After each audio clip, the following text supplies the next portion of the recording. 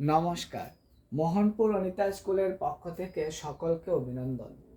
আজকে আমরা যে ক্লাসটা করব সেটা হলো বঙ্কিমচন্দ্র চট্টোপাধ্যায়।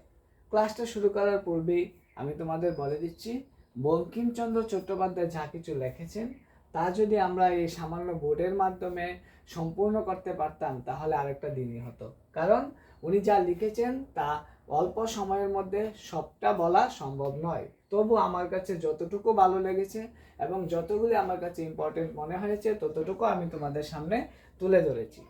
তো ক্লাসটা শুরু করার আগে আমি বঙ্কিমচন্দ্র সম্পর্কে কয়েকটা কথা বলছি, তারপর আমি বোর্ডে যা লিখেছি তা সম্পর্কে তোমাদের বলে দেব। আমি যেভাবে চার্ট করে পড়ার চেষ্টা করছি তোমরাও যাতে এইভাবে চার্ট করে পড়তে পারো সেভাবে আমি বলে দেব। তো যাই হোক, আমি বলছি বোর্ডে আমি কি লিখেছি সেই সম্পর্কে। অর্থাৎ বিংশ শতাব্দীর প্রথমার্ধকে যেমন রবীন্দ্র যুগ বলা হতো, ঠিক তেমনি ঊনবিংশ শতাব্দীর শেষ শতকের বঙ্কিম যুগ বলা হয়। ঊনবিংশ শতাব্দীকে বঙ্কিম যুগ বলা হয়। তার লেখনীয় স্পর্শেই বাংলা কথা সাহিত্যের মধ্যে জনপ্রিয় ধারণাটি বিকাশ লাভ করেছিল। বঙ্কিমচন্দ্র বুঝেছিলেন কাব্য নয় গদ্য সাহিত্যই তার প্রতিভার যথার্থ বিকাশ ঘটাতে পারে। তারপর তিনি অনেকগুলি উপন্যাসও লিখেছিলেন।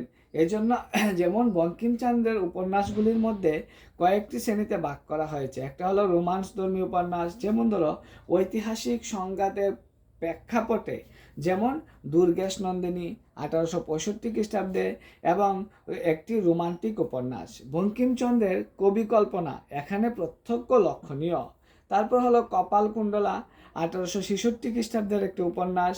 সেটা কখনোই স্বামীর প্রেম সংসারের জটিলতার মধ্যে আবদ্ধ হতে পারেনি, এখানে সার্থক হয়েছে রোমান্টিকতা। তারপর হলো রাজসিংহ, সেটা লিখেছিল 1882 খ্রিস্টাব্দে। ঔপন্যাসিক ও বিশেষ বিশেষ রসিক্ত হয়ে উঠেছিল এখানে। তারপর সামাজিক উপন্যাস লিখেছিলেন, পুরুষের সঙ্গে অবৈধ সম্পর্ক, স্বামী স্ত্রীর পারিবারিক অশান্তির মতো ঘটনাকে কেন্দ্র করে ও বিভিন্ন মনস্তান্ত্রিক জটিলতাকে ঘিরেই বঙ্কিমচন্দ্রের সামাজিক উপন্যাস বিষবৃক্ষ, সেটা 1873 খ্রিস্টাব্দে। ইন্দিরা 1873 খ্রিস্টাব্দে। কৃষ্ণকান্তের উইল, সেটা 1878 খ্রিস্টাব্দে প্রভৃতি রচিত হয়েছিল। তারপর যেমন ধরো জাতীয়তামূলক উপন্যাসও তিনি লিখেছিলেন। বঙ্কিমচন্দ্রের ধর্ম, সমাজ ও জাতীয়তাবাদের চিন্তাধারার প্রকাশ ঘটেছিল আনন্দমঠ উপন্যাসে, সেটা 1884 খ্রিস্টাব্দে। তারপর দেবী চৌধুরানী, সেটা 1884 খ্রিস্টাব্দে। উপন্যাসের চরিত্রগুলিকে বঙ্কিম সর্বদা ব্যক্তিগত নীতি ও আদর্শের দ্বারা পরিচালিত করতেন। তাছাড়া তিনি অনেকগুলি প্রবন্ধও লিখেছিলেন। যেমন ধরো তার প্রবন্ধগুলির মধ্যে 5টি বিশেষ শ্রেণীতে বিন্যস্ত ছিল, যেমন জ্ঞান বিজ্ঞান, বিজ্ঞান রহস্য, ধর্ম ও দর্শন বিষয়ক হলো ধর্মতত্ত্ব, কৃষ্ণচরিত, শ্রীমদ্ ভাগবত গীতা। তারপর সাহিত্য সম্বন্ধীয় হলো সমালোচনামূলক বিবিধ প্রবন্ধ। তারপর হলো বিবিধ সমালোচনা। সমাজ বিষয়ক হলো সাম্য, লোকশিক্ষা। তারপর বিবিধ সম্বন্ধীয় হলো কমলাকান্তের দপ্তর, মুচি রামগুরের জীবনচরিত। তারপর সমাজনীতি সাহিত্য, ইতিহাস, ধর্মকথা, দর্শন, এমন কোনো বিষয় নেই যে তার প্রবন্ধের বিষয় হয়ে ওঠেনি। বঙ্কিম চন্দ্র শুধু একজন সাধু গণিত রীতির এমন সুন্দর ব্যবহার বাংলা প্রবন্ধ সাহিত্যের একটা বিরল। তারপর হলো বঙ্কিমের চিন্তা জগৎ বিরাট এবং বিচিত্র ছিল। তাই তো আজ বাংলা সাহিত্য জগৎ আধুনিকতর হয়ে উঠলেই বঙ্কিমচন্দ্রের স্বপ্নহিমায় শীর্ষস্থানে অবস্থান করেছেন।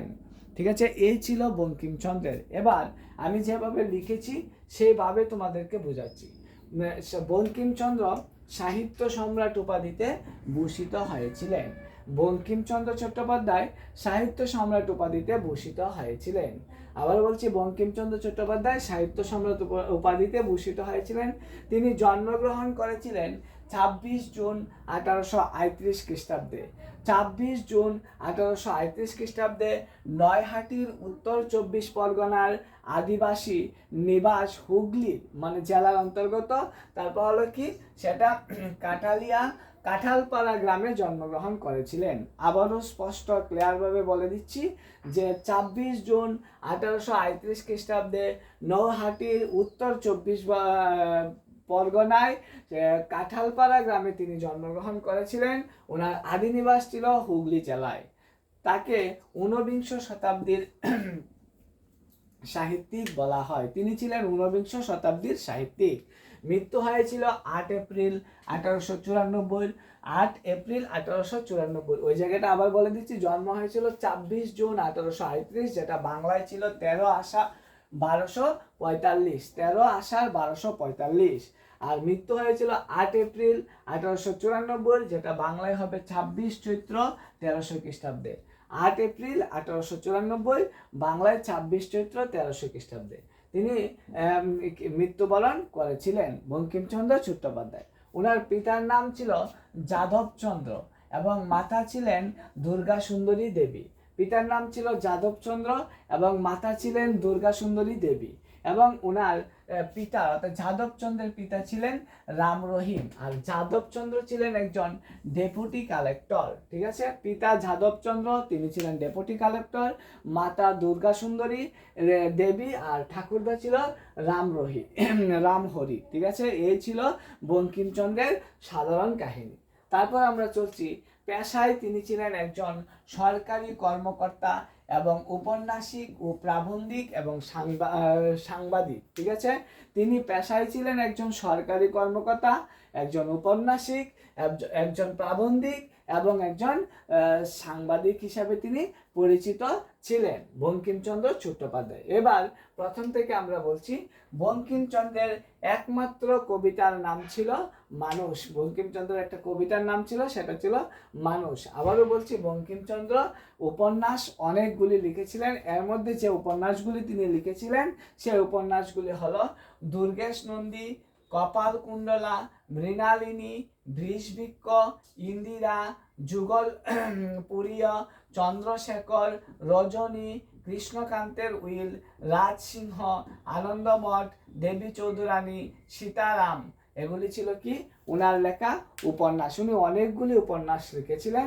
এর মধ্যে উল্লেখযোগ্য যে উপন্যাসগুলি ছিল সেটা হলো দুর্গেশ নন্দী, কপালকুণ্ডলা, মৃণালিনী, বৃষবৃক্ষ, ইন্দিরা, যুগল সূর্য, চন্দ্রশেখর, রজনী, কৃষ্ণকান্তের উইল, রাজসিংহ, আনন্দমঠ, দেবী চৌধুরানী, সীতারাম। এগুলি ছিল ওনার উল্লেখযোগ্য উপন্যাস। তারপরে উনি অনেক প্রবন্ধও লিখেছিলেন। প্রবন্ধের মধ্যে উল্লেখযোগ্য ছিল কমলাকান্তের দপ্তর, লোক রহস্য, কৃষ্ণচরিত, বিজ্ঞান রহস্য। ঠিক আছে, কি কি ছিল? বিবিধ সমালোচনা, প্রবন্ধ পুস্তক, মুচিরাম গুরের জীবনচরিত। তিনি অনেকগুলি প্রবন্ধ লিখেছিলেন। কমলাকান্তের দপ্তর, লোক রহস্য, কৃষ্ণচরিত, বিজ্ঞান রহস্য, বিবিধ সমালোচনার প্রবন্ধ পুস্তক, মুচিরাম গুরের জীবনচরিত। এগুলি ছিল ওনার লেখা প্রবন্ধ। তারপর কয়েকটা বিবিধও লিখেছিলেন তিনি। বিবিধ হলো ললিতা, ধর্মতত্ত্ব, সহচর রচনা শিক্ষা, তারপর হলো শ্রীমদ্ ভাগবত, তারপর হলো কবিতা পুস্তক। এগুলি ছিল কি বিবিধ রচনা। ওনার যে বিবিধ রচনা ছিল সেগুলি হলো ললিতা, ধর্মতত্ত্ব, সহচর রচনা শিক্ষা, শ্রীমদ্ ভাগবত, কবিতা পুস্তক। এগুলি ছিল ওনার বিবিধ রচনা। তারপর উনি অনেকগুলি গ্রন্থও লিখেছিলেন। সেই গ্রন্থগুলির মধ্যে ছিল দীনবন্ধু মিত্রের জীবন কাহিনী, তারপর হলো দীনবন্ধু মিত্রের জীবন কাহিনী, তারপর হলো বাংলা সাহিত্যের পেরিচাঁদ মিত্রের কাহিনী এবং সঞ্জীব চন্দ্র চট্টোপাধ্যায়ের জীবন কাহিনী। এগুলি ছিল ওনার প্রবন্ধ। ঠিক আছে, তারপর উনি আরো অনেক কিছু লিখেছেন। তার মধ্যে উল্লেখযোগ্য ছিল বঙ্কিমচন্দ্রের একমাত্র কবিতার নাম ছিল মানুষ। তারপর উনি শ্রেষ্ঠ ঐতিহাসিক, মানে উনি ছিলেন শ্রেষ্ঠ ঐতিহাসিক উপন্যাস এবং বিশুদ্ধ ঐতিহাসিক হিসাবে উনি পরিচিত ছিলেন। রাজসিংহ বাংলা সাহিত্যের প্রথম সার্থক উপন্যাস ছিল রাজসিংহ, এবং সেটা 1882 খ্রিস্টাব্দে কি করেছিল, প্রতিষ্ঠা হয়েছে। সেটা 1882 খ্রিস্টাব্দে প্রকাশিত হয়েছিল। ওনার শ্রেষ্ঠ ঐতিহাসিক গ্রন্থ ছিল রাজসিংহ এবং বিশুদ্ধ ঐতিহাসিক উপন্যাস হিসাবেও ওটাকে চিহ্নিত করা হয় বাংলা সাহিত্যের প্রথম সার্থক উপন্যাস হিসেবে ওনাকে বিবেচনা করা হয় এবং যে উপন্যাসটা রাজসিংহ সেটা 1882 খ্রিস্টাব্দে প্রকাশিত হয়েছিল। তারপর ওনার ক্ষুদ্র উপন্যাস ছিল মুচিরাম গুলের জীবনচরিত। ওনার যে ক্ষুদ্র উপন্যাস ছিল একটা, সেটা মুচিরাম গুলের জীবনচরিত হিসাবে বিবেচিত। মুচিরাম গুলের জীবনচরিত তোমরা ভালো করে শুনবে। তারপর হলো কমলাকান্তের দপ্তর উনি লিখেছিলেন। কমলাকান্তের দপ্তর আমি বলেছিলাম এখানে, কমলাকান্তের দপ্তর উনি লিখেছিলেন, কমলাকান্তের দপ্তর। তারপর ছদ্মনাম ছিল, ওনার ছদ্মনাম ছিল কমলাকান্ত। অনেক সময় আসতে পারে বঙ্কিমচন্দ্র চট্টোপাধ্যায়ের ছদ্মনাম কি ছিল? কমলাকান্ত। বঙ্কিমচন্দ্র চট্টোপাধ্যায়ের ছদ্মনাম ছিল কমলাকান্ত। কপালকুণ্ডলা উপন্যাসটি তিনি লিখেছিলেন 1866 খ্রিস্টাব্দে, এটি প্রকাশিত হয়েছিল। সেটা ছিল একটা রোমান্টিক ট্র্যাজেডির উপন্যাস। কপালকুণ্ডলা উপন্যাসটা ছিল একটা রোমান্টিক ট্র্যাজেডির উপন্যাস, সেটা 1866 খ্রিস্টাব্দে তিনি প্রকাশ করেছিলেন। তারপর হলো সীতারাম উপন্যাস প্রকাশিত 1887 খ্রিস্টাব্দে। সীতারাম উপন্যাস সেটা 1887 খ্রিস্টাব্দে প্রকাশিত হয়েছিল। তারপর হলো রবীন্দ্রনাথের চোখের বালি উপন্যাস বিষবৃক্ষ, সেটা সে উপন্যাসের কথা উল্লেখ আছে। রবীন্দ্রনাথের চোখের বালি উপন্যাসে বিষবৃক্ষ উপন্যাসের কথা উল্লেখ রয়েছে। সেটা বঙ্গদর্শন পত্রিকায় প্রকাশিত হয়েছিল। তারপর রাধারানী উপন্যাসও তিনি প্রকাশ করেছিলেন 1886 খ্রিস্টাব্দে। রাধারানী উপন্যাস। ইন্দিরা উপন্যাস বঙ্কিমচন্দ্রের লেখা ছিল। ইন্দিরা উপন্যাসও বঙ্কিমচন্দ্র লিখেছিলেন। তারপর পরিবার ও সামাজিক উপন্যাস, যে পরিবার এবং সামাজিক উপন্যাস হিসেবে পরিচিত ছিল বিষবৃক্ষ, রজনী, কৃষ্ণকান্তের উইল, ইন্দিরা, সেগুলি ছিল কি পরিবার ও কি সামাজিক উপন্যাস। পরিবার এবং বিষবৃক্ষ প্রকাশিত হয়েছিল 1873 খ্রিস্টাব্দে। কৃষ্ণকান্তের উইল প্রকাশিত হয়েছিল 1878 খ্রিস্টাব্দে। ইন্দিরা প্রকাশিত হয়েছিল 1873 খ্রিস্টাব্দে। সেটা ছিল বঙ্কিমচন্দ্রের সামাজিক উপন্যাস। তারপর রজনী উপন্যাসও তিনি লিখেছিলেন দ্য লাস্ট ডে অফ পম্পিল উপন্যাস অবলম্বনে। দ্য লাস্ট ডে অফ পম্পিল উপন্যাস অবলম্বনে তিনি রজনী উপন্যাসটি লিখেছিলেন। দ্য লাস্ট ডে অফ পম্পিল উপন্যাসের অনুকরণে। ওই প্রশ্নটা অবশ্যই আসতে পারে। তারপর হলো আনন্দমঠ উপন্যাসটি তিনি লিখেছিলেন 76-এর মন্বন্তর ও সন্ন্যাসী বিদ্রোহের প্রেক্ষাপটের উপর নির্ভর করে। যে আনন্দমঠ উপন্যাসটি তিনি লিখেছিলেন সেটা 1937 খ্রিস্টাব্দে তিনি কি করেছিলেন? আনন্দমঠ উপন্যাসটি লিখেছিলেন 76-এর মন্বন্তর ও সন্ন্যাসী বিদ্রোহের প্রেক্ষাপটে। বন্দে মাতারম যে সঙ্গীত সেটা 1937 খ্রিস্টাব্দে রচিত হয়েছিল, বন্দে মাতারম সঙ্গীতটি।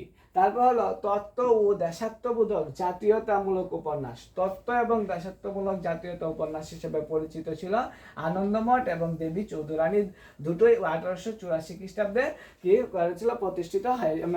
প্রকাশিত হয়েছিল। আনন্দমঠ এবং দেবী চৌধুরানী 1884 খ্রিস্টাব্দে। তুমি অবশ্যই ওই জায়গাটা মনে রাখবে 1937 কোথা থেকে এলো।